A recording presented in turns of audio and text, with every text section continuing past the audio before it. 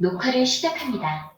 카메라 꺼져 있는지 혹시 왜 그런지 모르는 사람? 왜 그럴까? 카메라가 뭐 때문에 꺼져 있지? 갑자기 또 이게 먹통되더니 이러냐?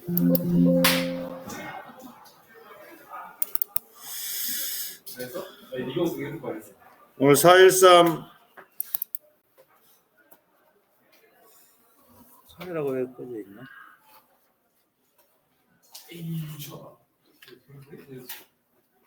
아, 변화는 되네.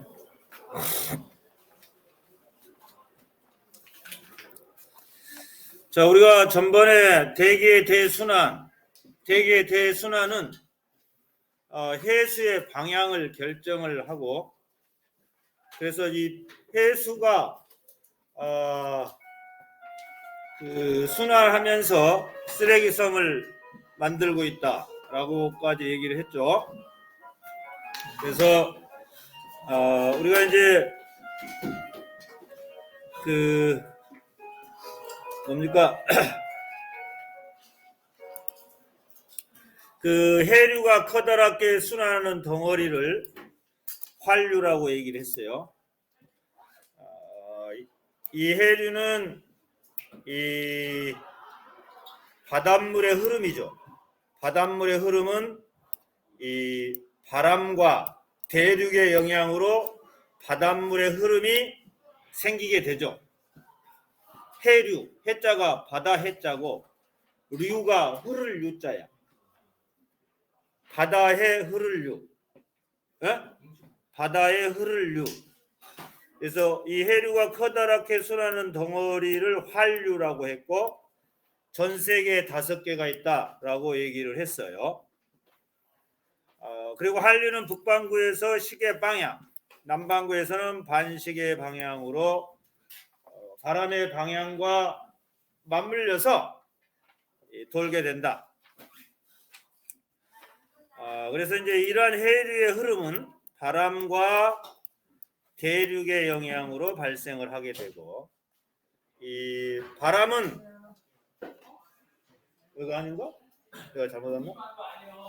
그래서 이제 이 바람은 우리가 이제 지구가 자전하고 또 전향력에 의해서 이 북반구에서 이렇게 위에만 보시면 그런 지구의 자전과 전향력에 의해서 이 3세포 순환을 이루면서 바람이 불게 된다.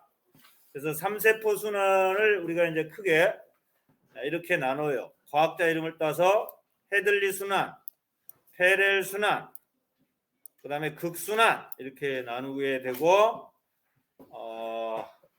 2도 0도에서 30도 사이에 부는 바람을 북동쪽에서 불어오는 바람, 북동무역풍, 그 다음에 30에서 60도에서 부는 바람, 편서풍, 그 다음에 60에서 90도 사이에 부는 바람을 극동풍 이렇게 얘기를 했어요. 그래서 이제 이러한 바람의 방향에 따라서 이 헤들리 순환에 의해서 지표에서는 무역풍이 불고요. 페렐 순환에 의해서 지표에서는 편서풍이 분다. 그다음 극순환에 의해서 지표에서는 극동풍이 분다라고 하는 거 알아두시고, 요 그림 잘 그려 주시고요. 잘 그려 주시고, 이 헤들리 순환과 극순환은 밀도 차이에 의한 직접 순환이라고 했어요. 가벼워지면 올라가고 무거워지면 내려오는 거고. 그다음에 이 페렐 순환은 가운데 끼어 있기 때문에 헤들리 순환과 극순환에 따라서 부는 그러한 순환이 페렐 순환이었다라고 하는 거 기억을 해 주시면 좋겠습니다. 그래서 이제 우리가 이러한 바람의 영향에 의해서 해류가 발생해 바닷물의 흐름이 발생하게 되는데, 그러한 그 대표적인 그 해류의 큰 순환을 환류라고 했어요. 그래서 전 세계 5개가 있는데 그 중에서 우리나라가 속해 있는 북태평양 한류를 살펴보기로 하겠습니다. 이게 북태평양 한류죠. 그래서 이제 이 북태평양 한류를 담당하는 해류가 4개 있어요. 4개. 그래서 이제 이 북적도 해류와 북태평양 해류는 그 바람의 영향에 의해서 북적도 해류는 동에서 서로, 북태평양 해류는 서에서 동으로 편서풍에 의해서. 그다음에 대륙의 영향을 받으면 이렇게 이제 일본의 구로시오 지역의 이름을 따라서 구로시오 난류가 되면서, 난류니까 위로 올라가죠. 그다음에 이제 올라가면서 차가워지니까 캘리포니아 한류가 돼서 이렇게 내려옵니다. 그래서 요 4개의 해류가 빙글빙글 돌면서 우리가 이제 그 에너지의 어떤 불균형을 균형 있게 만들어 준다라고 이해를 해주면 좋을 것 같아요. 그래서 가장 중요하니까 다 외워야 합니다. 뭐 이렇게 나와 있어요. 그래서 북태평양 한류는 이 북태평양, 그다음에 북적도 해류, 요 2개는 바람의 영향에 의해서 그 어떤 흐름의 방향이 결정되고, 캘리포니아와 구로시오는 요 대륙의 영향을 받아서 어떻게 보면 바다 그 해류의 흐름이 결정된다라고 보시면 되겠습니다. 시계 방향입니다. 북반구에서. 그래서 요거 이 그림도 한번 좀 그려봤으면 좋겠어요.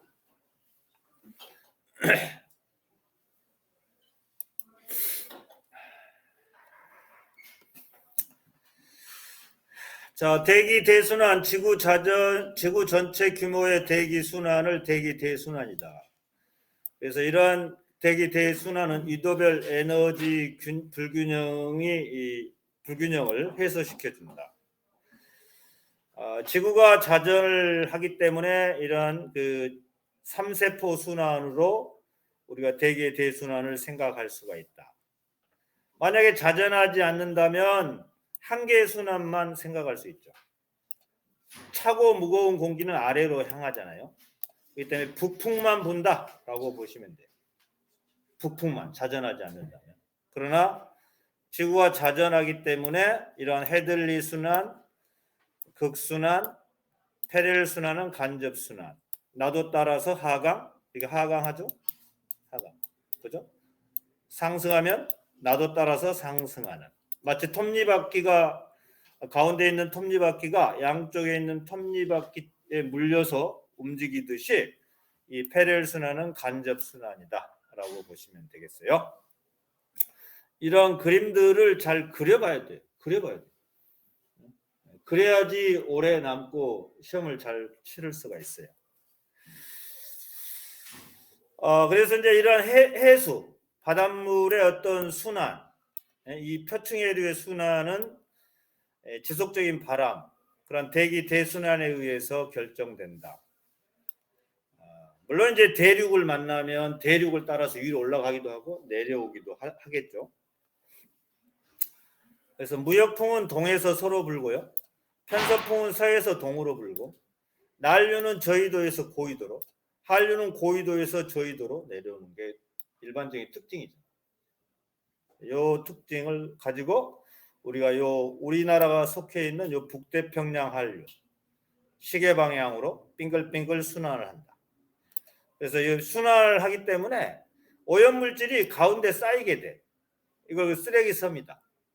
그래서 이제 북태평양에 있는 북태평양 한류 중심에 있는 요 쓰레기 섬이 우리나라 면적의 16배 정도 돼요. 16배. 이쪽에 인도양 한류가 있는데 빠졌네요. 이렇게 해서 이제 그 위도별로 에너지가 저위도는 좀 과잉돼 있어요. 남아요. 태양의 복사 에너지를 아주 직접적으로 받기 때문에. 그래서 적도 지방에 남는 에너지가 극지방으로 이동을 하면서 지구 전체의 에너지는 균형을 이루고 있다라고 해석을 해주시면 되겠습니다. 전번에 이 문제 풀었나? 그림은 대기 대순환과 해수의 표층 순환을 나타낸 것이다. 이쪽에 북태평양 한류가 있고 이쪽에 북대서양 한류, 남대서양 한류, 남태평양 한류, 인도양 한류가 있네요. 여기 이제 북동무역풍, 편서풍, 극동풍 이렇게 보네요. 위쪽은 북반구, 아래쪽은 남반구, 네? 이렇게 보시면 돼요. 이에 대한 설명 옳은 것 보기에서 모두 골라라 또는 있는 대로 골라라 뭐 이러겠죠. 북반구에서는 해류가 시계 방향으로 순환한다. 그렇죠? 그림을 보시면 알 수 있네요.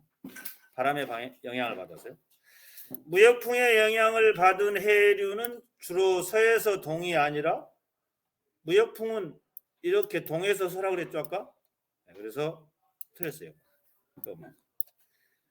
해류는 저희도에 남는 에너지를 고위도로 운반해주는 역할을 한다. 맞는 표현입니다. 옳은 표현이죠. 오케이? 그래서 정답은 4번 기억 디귿 이런 식으로 골라주시면 되겠습니다.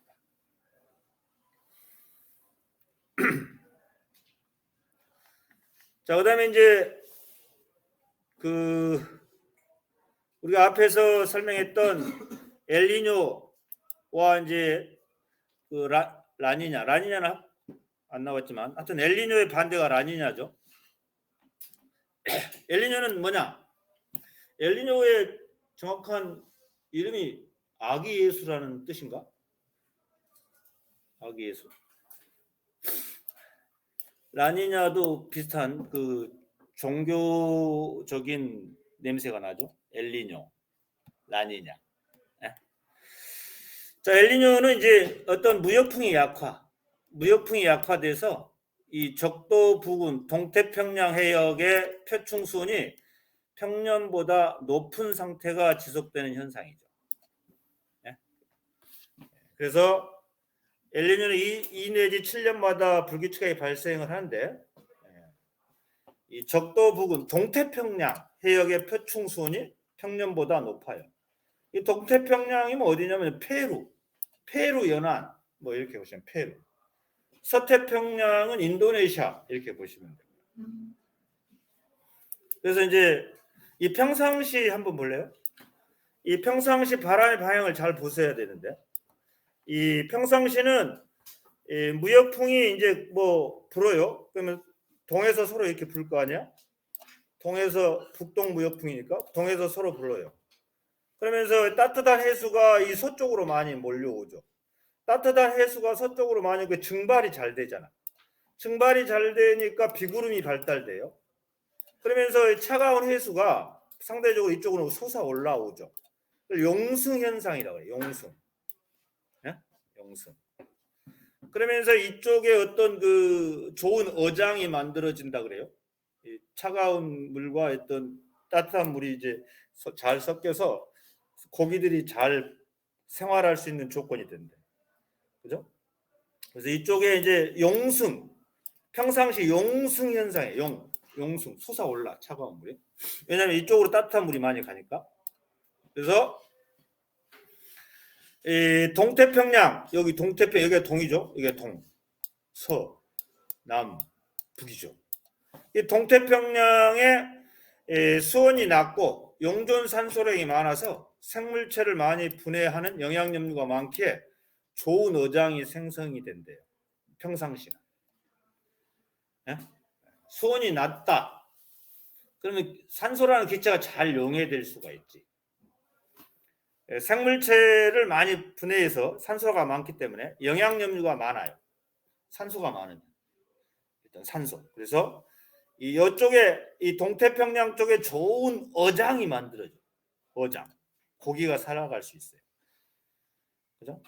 반대로 서태평양 쪽은 수온이 높아요. 증발이 잘 되죠. 기온이 상대적으로 높죠. 증발이 잘 돼서 저기압이 형성돼서 비가 많이 와요. 수온이 높아 공기도 잘 가열되기 때문에 이쪽이 저기압, 이쪽이 고기압 이렇게 이제 뭐 형성된다 이렇게 보시면 돼요. 평상시야, 평상시.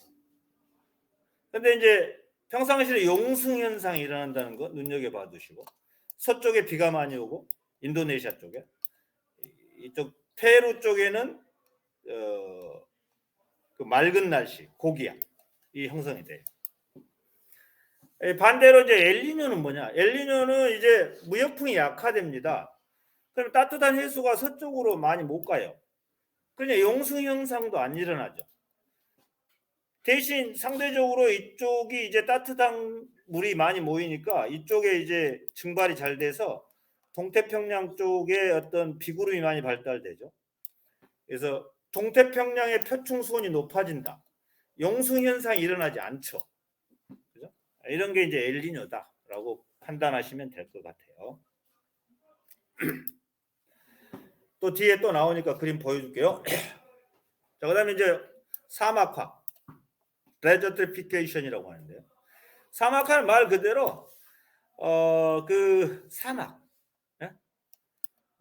어떤 건조해지는 지역이죠. 건조한 지역이 사막이죠. 건조. 사막으로 변하는 현상이 사막화죠. 사막화의 원인이 이제 대기 대순환의 어떤 변화에 의해서 건조한 지역이 이제 생겨날 수 있고, 또 인위적인 요인. 뭐 어제도 보니까 뉴스에 아마존이죠. 지구의 허파, 아마존의 그 밀림 지역을 전부 다 나무를 베어내고 이제 막 거기다가 어떤 농작물을 심기 위해서 나무를 다 베어내요. 보니까 그 지역에 아주 이 브라질 아마존이죠. 거기 보니까 베어낸 자리에는 거의 사막화가 진행이 되죠. 풀한폭이 자라지 않는. 그래서 과잉 경작, 과잉 방목, 무분별한 산림 파괴 이런 것들이 이제 사막화를 일으키게 된다라고 보시면 되겠네요. 자, 확인 문제가 나왔네. 동태평양 적도, 동태평양이니까 요게 이제 페루 연안이다. 해역, 표층 수온이 평년보다 높은 상태로 지속되는 현상이 뭐냐? 엘니뇨 이렇게 보시면 되겠네요. 아이고. 엘니뇨 입체도네요. 평상시 용승 현상이 일어나네요. 그죠? 적도의 서태평양 쪽에 이제 비구름이 많이 발달됐네요. 그러나 이제 무역풍이 약화되면 따뜻한 해수가 이제 이쪽으로 좀 많이 치우친다. 상대적으로요. 따뜻한 물이 여기는 많잖아요. 여기는 폭이 깊어요. 예? 상대적으로 여기는 물론 폭이 줄어들었네요. 대신 여기에 따뜻한 물의 폭이 커졌어요. 그래서 이제 이쪽에 비구름이 많이 발달해서 이 동태평양 해역 이쪽으로 비가 많이 내리는 현상이다. 이렇게 보겠습니다. 무역풍이 약화되는 현상. 상대적으로 동태평양이 따뜻한 해수가 또 많이 모여가지고 동태평양 페루 연안 쪽에 비가 많이 내리는 현상. 뭐 이렇게 보시면 되겠어요. 이 그림은 뭔 그림인지 모르겠네. 지구 미래 시나리오를 작성해라고 했는데요.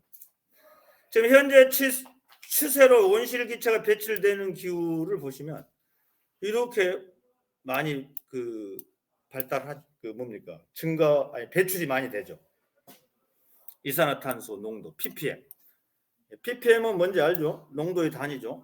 parts per million입니다. 이 해가 갈수록 그죠? 현재 추세로 온실이 배출되는 경우, 그다음에 이거는 온실기체 감축 정책이 어느 정도 실현되는 경우는 이산화탄소가 조금 증가 추세가 둔해지죠.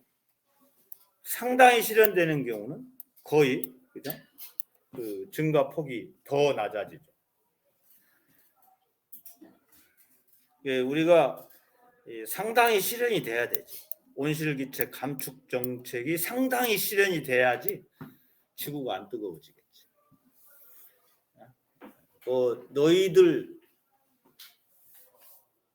너희 손자들까지는 지구가 그렇게 안 뜨거워진대요. 너희 손자 이후부터는 엄청 뜨거워진다고 알려져 있는데.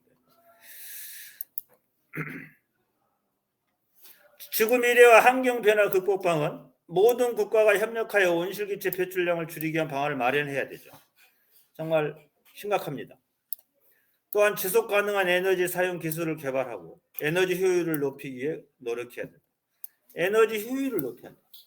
에너지 효율. 네? 에너지 효율. 우리가 이제 에너지 효율이라고 하는 건 E라고 나타내죠. E를 나타내는데 공급한 에너지가 있을 거 아니야? 분모에. 그다음에 이제 우리가 이제 공급한 에너지 중에서 우리가 이제 얼마만큼 그 유용하게 사용된 에너지죠. 유용하게 사용된 에너지량. 공급한 전체 에너지 중에서 유용하게 사용된 에너지 양에다가 곱하기 100을 하면 돼요. 뒤에 나와요. 뒷부분에. 시험 문제도 잘 나오고. 이 기후위기를 극복하기 위해서 우리는 국제적으로 그다음에 이제 우리 개인이 또 할 수 있는 여러 가지 방법들을 생각을 하면서 실천해 나가야겠다라고 하는 것이죠. 자, 개념 정리 끝내겠습니다. 자, 우리가 이제 지구 온난화 이거 이제 온실기체가 증가하죠. 지나치게 온실기체가 증가를 해서 지구의 평균 기온이 상승하는 현상이죠.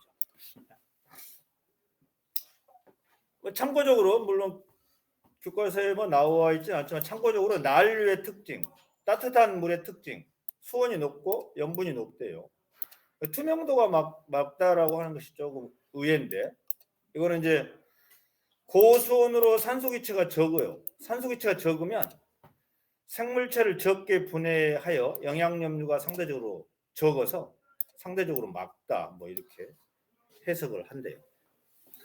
이 산소기체가 적어야 돼. 산소기체가 적으면 그 산소기체를 이용해서 생물체를 많이 분해를 해버리지.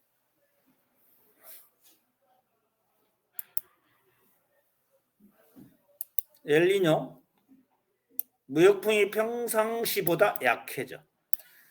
적도 부근의 동태평양 페루 연안 표층 수온이 높은 상태로 지속되는 현상이다. 그죠? 동태평양 페루 연안의 수온이 평상시보다 높아서 상승 기류, 증발이 잘 되죠. 그래서 강수량이 증가하면 홍수가 발생하는 동태평양 쪽에. 평상시는 이제 서태평양 쪽에 홍수가 많이 발생하죠.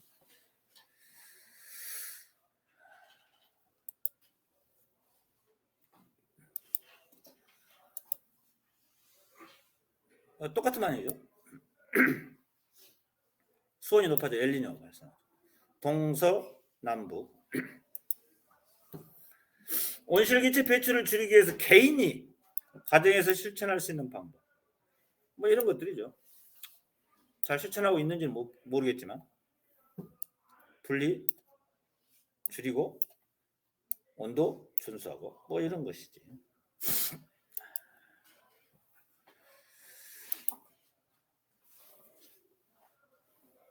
자, 지금 또 보여주고 있으면 엘니뇨가 태평양 지역에 미치는 영향이네요. 평상시 서쪽이 비구름이 발달하죠. 엘니뇨시 동쪽이 비구름이 발달하네요.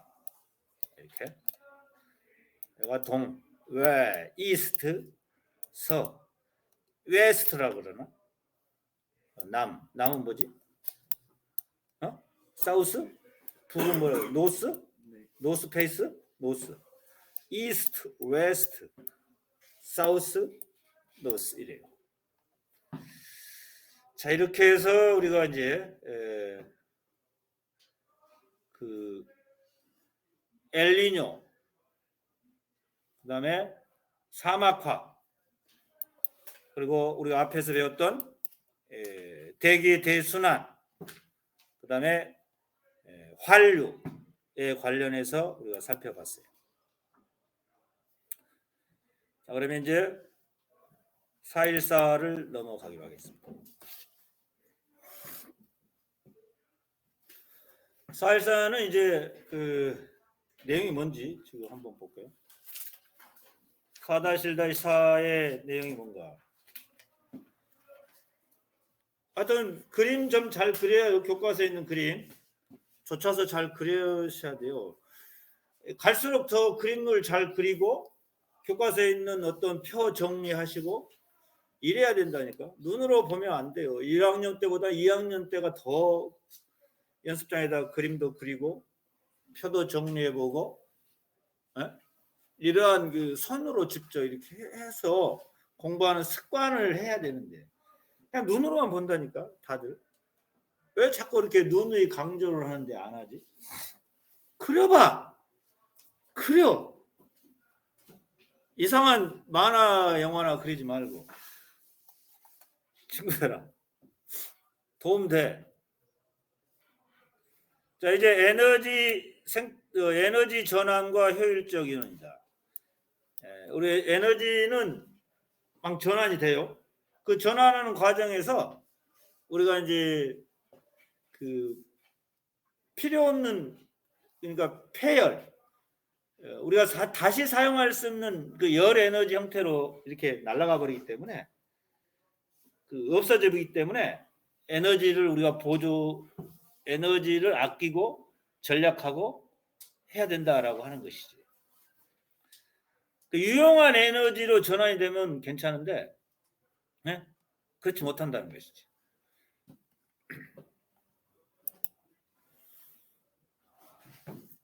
우리가 이제 앞으로 배워야 할 법칙들이 이제 아마 나와요. 근데 이제 요거는 그냥 슬쩍 봐주면 돼. 아, 연력하기 1법칙, 0법칙, 1법칙, 2법칙, 3법칙까지 있구나.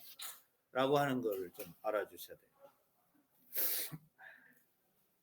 0법칙은 그 열평행에 관한 법칙이야. A와 A가 두 개 평행을 이루어요. 또 A와 C가 평행을 이루면 결국 B와 C도 열평행을 이룰 수가 있다. 뭐 이런 얘기가 0법칙. 열평행의 법칙. 따뜻한 물체하고 따뜻한 물질과 차가운 물질을 섞으면 언젠가는 그 온도가 중간 정도의 온도로 되면서 평형 상태에 도달한다. 뭐 이런 얘기겠죠. 연력학 1법칙 요거는 이제 예를 들면 어떤 요 기체가 놀고 있는 개가 있어요. 이렇게 요 기체가 놀고 있어요. 이걸 닫힌 개라 그래. 빠져나가지 없잖아. 그죠? 닫힌 개. 그래서 이제 외부에서 열을 이렇게 공급해요. 그러면 이 기체들이 갖는 내부 에너지가 증가를 하게 되고 또 증가하면서 외부로 일을 하게 된다. 뭐 이런 얘기입니다. 그래서 에너지를 어떤 개에 공급하면 이 기체의 내부 에너지가 증가하고 내부 에너지가 증가하면서 외부로 일을 하게 된다. 뭐 이런 얘기가 연력학 1법칙이지. 2학년 때 가면 더 자세히 배워요. 연력학 0법칙 열평행의 법칙이죠. 뜨거운 물체하고 차가운 물체를 넣었어요. 그러면 나중에는 뜨거운 물체는 온도가 내려가고 차가운 물체는 온도가 올라가면서 어느 중간 상태가 되면서 평행에 도달하겠죠. 이게 이제 평행 상태에 도달해. 여기 열력학 열평행 법칙이죠. 쉬워 아주. 개념은 쉬워. 그죠? 연력학 제1법칙이 뭐라고 했지? 에너지 보존 법칙이라고 그래. 자, 여기 기체가 놀고 있어요. 그렇죠? 여기를 무슨 개라고? 닫힌 개라고 그래. 알겠어요? 닫혀 있어. 아니면 뭐 이렇게도 생각할 수 있고요. 자, 이게 피스톤입니다. 피스톤이야. 여기에 닫힌 게 기체가 놀고 있어요. 그죠? 외부에서 열을 공급해요. 그러면 이 기체 내부 에너지가 증가하겠죠? 그러니까 피스톤을 위로 밀어 올리겠죠? 위로 밀어 올린다? 아, 외부로 일을 하는구나. 그러면서 이처럼 공급한 에너지는 내부 에너지 증가와 외부의 일을 더한 것과 같다라고 하는 것이 연력학 제1법칙이죠. 요거와 관련된 것을 더 자세하게는 이제 물리학 원에서 배우면 돼요. 아, 선생님 복잡해요. 그래서 요 Q 값은 요 닫힌 게 만약에 들어오잖아요. 열이 들어오면 플러스로 값을 정해주고 만약에 열이 나가잖아요. 외부로. 그럼 마이너스 Q 마이너스로 해주면 돼요. 값을. 그 다음에 우리가 걔가 외부로 E를 하면 W 값은 플러스고요. E를 받으면 W 값은 마이너스로 계산을 해주면 돼요. 이렇게 해서 계산 문제. 이거 시험에는 이제 좀 더 자세히 나중에 배울 건데 자주 이건 잘 나와요. 기사 시험에도 잘 나옵니다. 어렵지? 친구들아.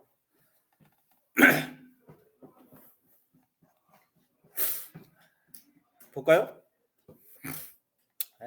그냥 넘어가자. 왜냐면 어려우니까. 또 뭐 이런 거 교과서 안 나오는데. 자, 에너지가 뭐냐? 이제 교과서에 있는 내용. 에너지는 일을 할 수 있는 능력으로 단위는 뭘 사용하지? 줄을 사용한다. 줄은 이제 과학자 이름이죠. 그리고 이제 그 줄은 뉴턴 곱하기 메타를 줄이라고 합니다. 뉴턴 곱하기 메타를 줄이라고 해요. 뉴턴 곱하기 메타를 뭐라고 한다고? 줄이라고 해요. 뉴턴은 뭐의 단위지? 힘의 단위죠. 힘. 미터는 뭐의 단위지? 거리죠. 그죠? 그래서 힘과 거리. 그래서 뭐 요걸 이제 식으로 쓰면 F 곱하기 거리. S. 이렇게. 그래서 F의 단위는 뉴턴. 거리의 단위는 메타. 그래서 뉴턴 곱하기 메타를 우리가 줄이라고 한다. 그리고 뉴턴은 또 힘의 단위이기 때문에 힘은 F는 MA라는 그 식이 있어요. 그래서 킬로그램 미터 퍼 세크 제곱 퍼 미터니까 킬로그램 미터 제곱 퍼 세크 제곱. 이게 줄이다. 좀 어렵죠. 하여튼 뭐 에너지 단위는 줄이구나. 그냥 요거 말하면 돼요. 줄은 뭐 곱하기 뭐다? 줄은 뉴턴 곱하기 뭐지? 메타를 줄이라고 한다. 이 정도 봐주시면 되겠습니다. 그러면 이제 에너지 종류를 보겠습니다. 에너지는 빛 에너지가 있어요. 일을 할 수 있는 능력. 빛의 형태로 전달된 에너지다. 뭐 포텐셜 에너지가 있죠. 높은 곳에 있는 물체가 가지는 에너지. 전기 에너지는 뭘까? 전류가 흘러서 전자의 이동에 의해 만들어진 에너지를 말하죠.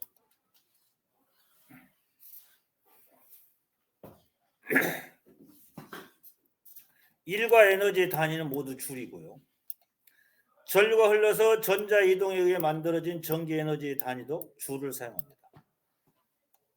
자, 하여튼 뭐 에너지 종류를 한번 볼게요. 그냥 슬쩍 보고 넘어가시면 돼요. 운동 에너지. 운동하는 물체가 가지고 있는 에너지죠. 속력을 가진 물체가 갖는 에너지를 운동 에너지. 전기 에너지는 아까 얘기했죠. 전기 에너지는 우리가 식으로 쓰면 전압, 전류, 시간을 곱해서 전기 에너지로 우리가 얘기를 합니다. 그래서 전기 에너지는 이니셜이 E죠.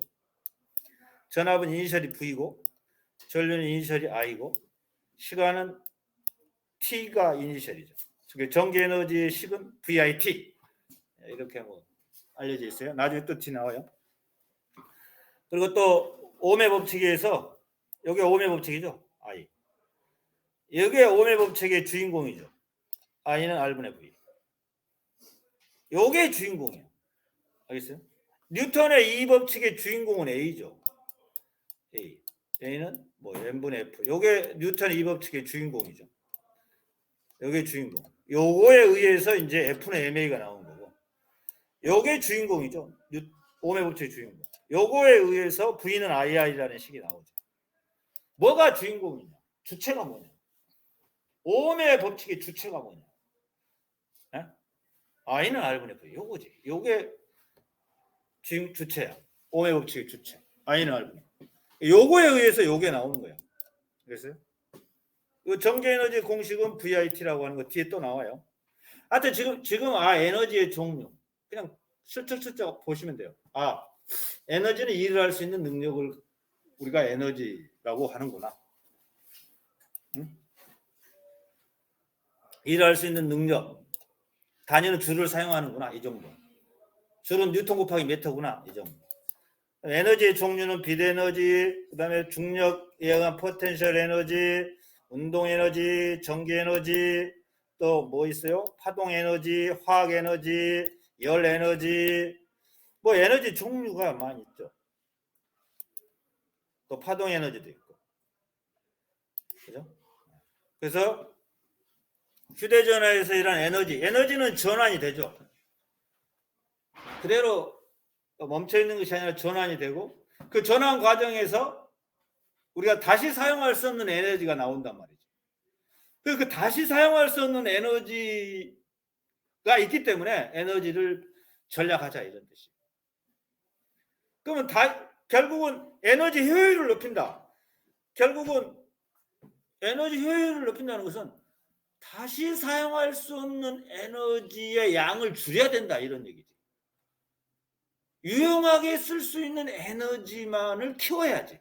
증가시키고 다시 사용할 수 없는 에너지 양은 줄이고 유용하게 쓸 수 있는 에너지 양은 늘리고, 이것이 에너지 효율을 높인 거지.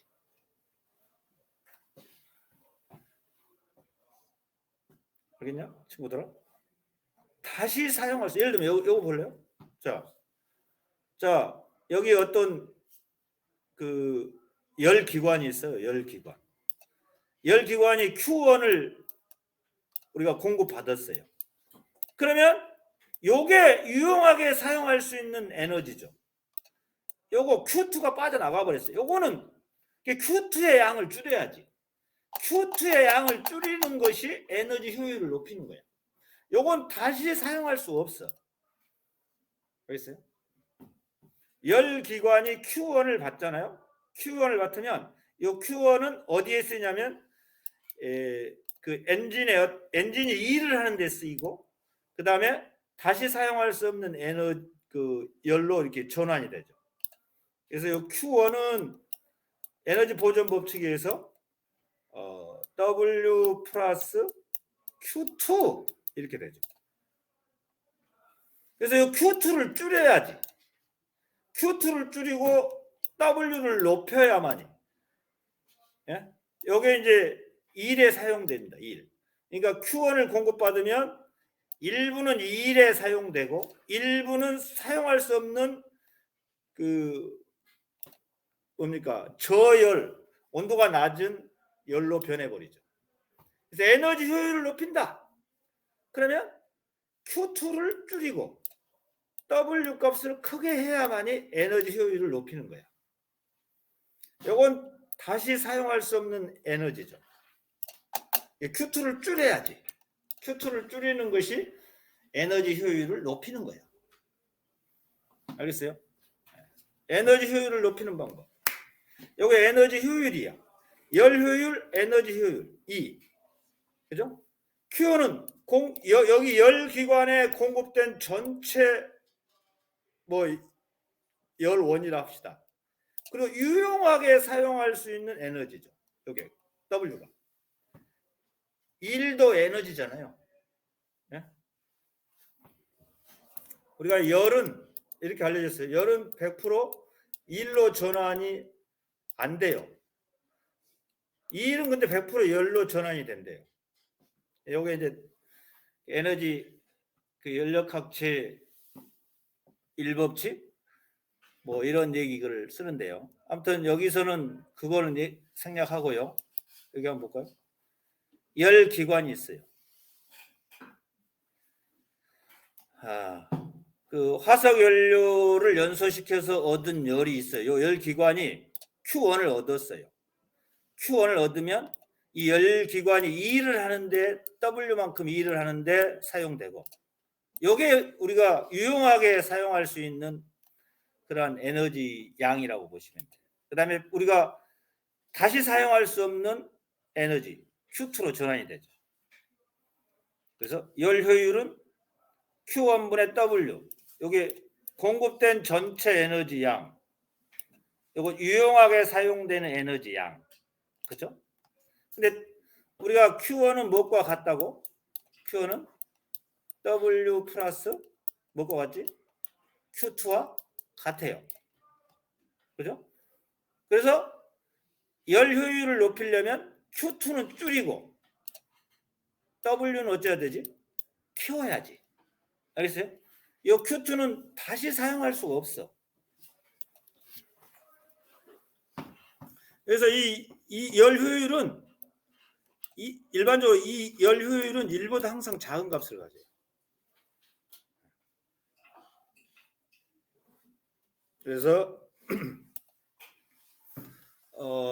우리가 이제 열 효율이 높은 이건 백열 전구보다는 형광등보다는 LED 이 순서로 열 효율이 높아. 예? 그런 문제가 있어요. 그래서 한번 살펴볼까? 여기 한번 볼래요? 공급되는 전체 A 자동차에 공급되는 전체 에너지가 150이었어요.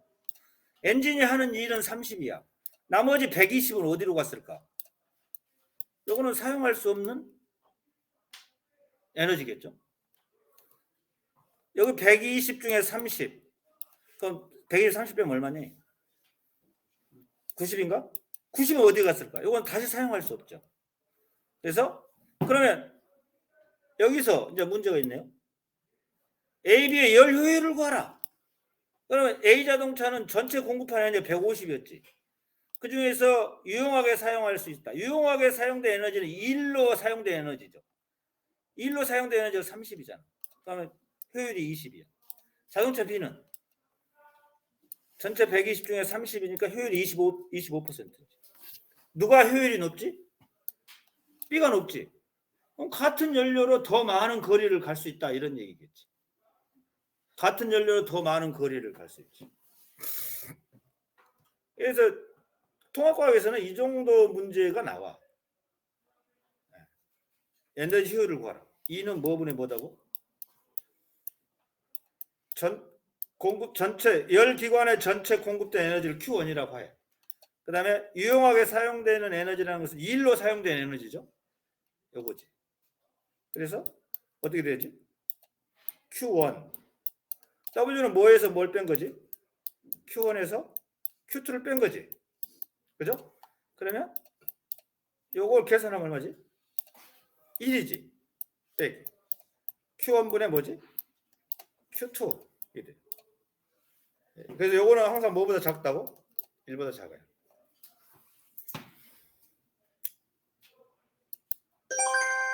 깜짝이야. 자, 근데 이런 문제도 있어. 확인 문제. 열 효율이 20% 열 기관에 50kJ의 열을 공급을 했어요. 열기하는 일은 얼마냐? 거꾸로 요거 20은 50분의 유용하게 사용된 에너지 1로 사용된 에너지 X 곱하기 100 하면 W는 얼마다? 10 이런 식으로 풀어주시면 되겠지. 오케이? 뭐 이 정도야. 통합과학에서는 막 이 정도.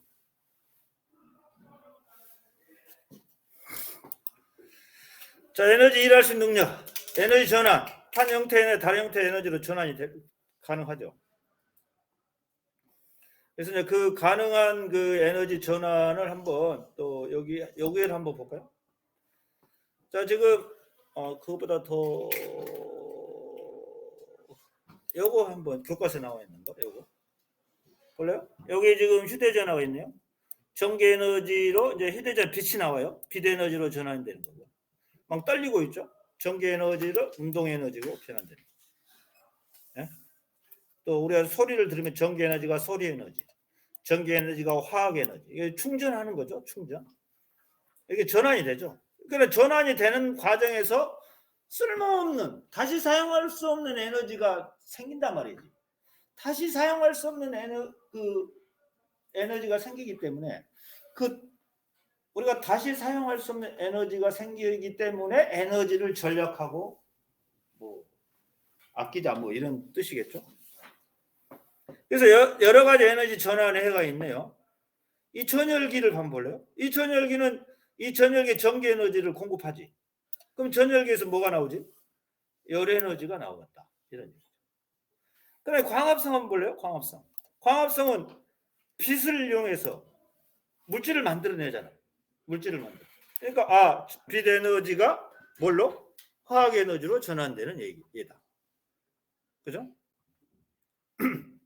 그다음에 이제 예를 들면 뭐 리튬 전지라든가 그 화학 전지들이 있어요. 화학 전지는 물질 속에 저장되어 있는 화학 에너지가 전기 에너지로 이렇게 전환되는 그러한 전환의 예라고 볼 수가 있죠. 그죠? 그다음에 물질 속에 저장되어 있던 이 반딧불이는 그 화학 에너지를 이용해서 빛을 발산하죠. 이 반딧불이의 그 에너지 전환의 예를 이렇게 볼 수 있어요. 그다음에 이제 화석 연료가 있어. 화석 연료. 이 화석 연료는 화학 에너지를 가지고 있죠. 뭐 메테인, 석탄 이런 것들은 화학 에너지를 가지고 있는데 연소를 하잖아. 그러면 열이 나오잖아. 그죠? 이건 화학 에너지가 열 에너지 전환되는 그런 연소 반응으로 연소 반응이 이 화학 에너지가 열 에너지 전환되는 예라고 볼 수 있죠. 역학적 에너지. 역학적 에너지. 물체가 갖는 에너지죠. 떨어지잖아. 물체가 떨어지면서 마찰을 하면 열 에너지 나오죠. 그래서 이렇게 전동기, 발전기 이런 거, 그죠? 전기 에너지를 우리 뭐 선풍기를 보시면 선풍기 전기를 꽂잖아요. 그럼 프로펠러가 돌아가죠, 그죠? 그러면 이제 역학적 에너지, 전동기, 그다음에 발전기, 물체가 움직이면서 전기 에너지가 나오죠. 발전기. 이게 여러 가지 에너지 전환이다. 근데 중요한 것은 에너지가 이처럼 전환이 되지만 그 전환 과정에서 다시 사용할 수 없는 에너지가 나오기 때문에 에너지를 절약하고 아끼자 뭐 이런 차원입니다.